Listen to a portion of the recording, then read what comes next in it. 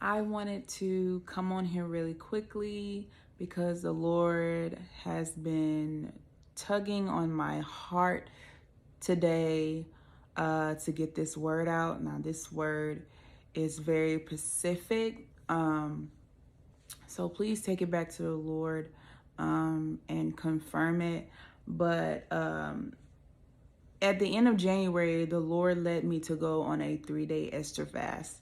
And during that time, he had me write down certain messages for me, and stuff like that. So today, while I was in prayer, he reminded me of the first day that I went on the fast, and I went back to my notes, and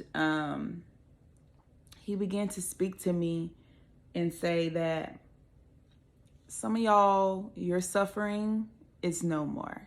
That's all I kept hearing. Your suffering is no more. Be like Job. He led me to the book of Job. Now, many of y'all that don't know, Job suffered a great deal. And Job was the one, he had everything. He had, I actually have it open. He had 7 sons and 3 daughters. He had 500 yoke of oxen, 500 donkeys. He had it all. And one day the Lord, one of the angels came to present themselves before the Lord, and Satan was also with them too. And God was like, well, have you considered my servant Job? And because he is blameless, and what else does it say? Yeah, he is blameless and he fears the Lord. And Satan was like, oh, I bet you if you took everything away from Job, that he would curse you, and stuff like that. And God was like, okay, I trust in my servant Job, so you can go ahead. So fast forward, Job, suffered a great deal. He lost everything. Some of his children died, if not all, and stuff like that. And God just began to remind me that you have lost everything. He has stripped you of everything, whether that be 2 things, or whether that be 3 things, or whether that be 1 thing. Whatever he stripped you from, he stripped you from it. Not because he wanted to harm you, but to teach you that all you need is him. He told me to tell you to be like Job. Be like Job. Job, everybody thought he was crazy. Like, why? And even his own wife was like, you just need to stop and curse God and die. That's what you need to do. His own wife. You would think that his wife would be supportive. You would think that his wife would be there with him. But no, she was like, you need to curse God and die. He took everything away from you. He did that. He did that. And along the story, he reminded me that Job, if you really not paying attention, it looked like Job was complaining. It looked like Job began to curse God and stuff like that. But what he really was doing when I was reading the rest of the story at the time that I was reading it, because I went on this fast January 23rd, 2024. And God just now brought me back to it. And I think that's amazing. But further on, it looks like Job was complaining, like was starting to get mad.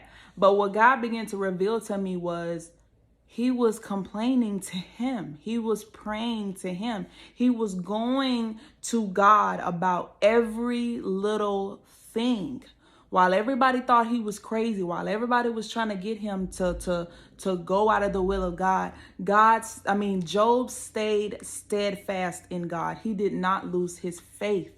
And the Lord began to tell me to remind you guys, be like Job. Stay steadfast even when the enemy tries to come and destroy you, or even when God is putting you through a test, stay steadfast, keep the faith.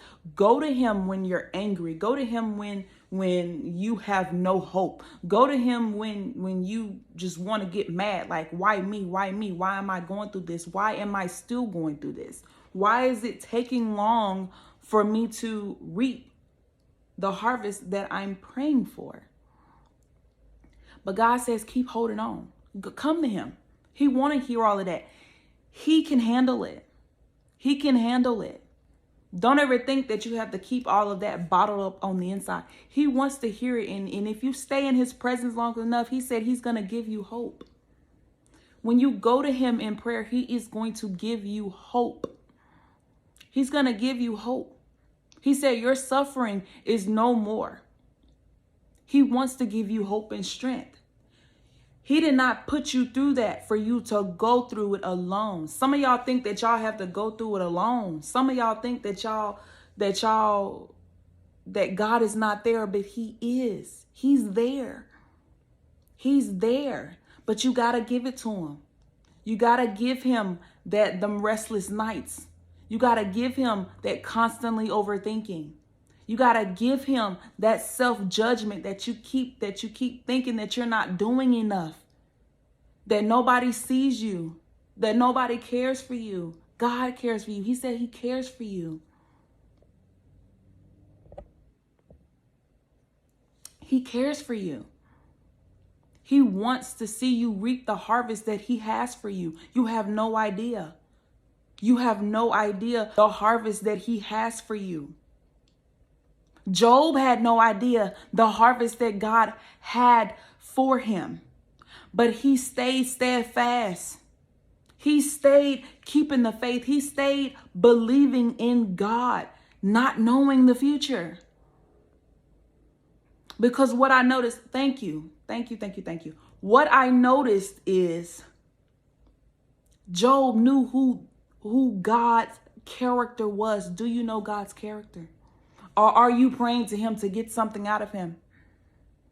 Do you actually know who God's character is? God is not a character who lies. God is a character of faithfulness. God will give you the desires of your heart. That's the one thing about God. In his Bible, he teaches us how to pray to him. He teaches us how to handle situations, every single one of them. There's not a situation that I didn't have in my life where I didn't turn to the Bible and it was right there. There wasn't a single situation that was not in the Bible for me to handle. That's why it's very important to stay in your word. Stay in it. Every situation that you have, look it up. Look it up in the Bible and allow God to speak through you. Allow God to clean out your heart. Because he wants to do it. He wants to do it. And because Job kept the faith, and because he didn't curse God and die, and because he didn't listen to his friends around him that was telling him that he was crazy. He was crazy. How are you still doing this? How are you still enduring the test? How are you still enduring the hardships that I see on you? They was wondering that. But Job had faith in God. And what did God do? Because he stayed faithful through his suffering, God gave him tenfold twice. God gave it all back to him. All because he stayed faithful. Even when the Lord turned up that heat. Even when the Lord turned up that heat. He said, yeah, have you considered my servant Job? That's how much confidence he had in his child, in his children. God got confidence in you to pass through the trials and tribulations. You got to let him. You got to let him. Your suffering is no more. Be like Job. Grab that faith that Job had. Some of y'all run into the wrong people. You run into the wrong people, and you're not realizing that is what's causing the doubt in your mind. That is what's causing certain feelings to arise that wasn't there before. You run into the wrong person. Who you need to be running to is God. Be like Job. That's all I keep hearing. That's all the Lord keep bringing me to. Be like Job.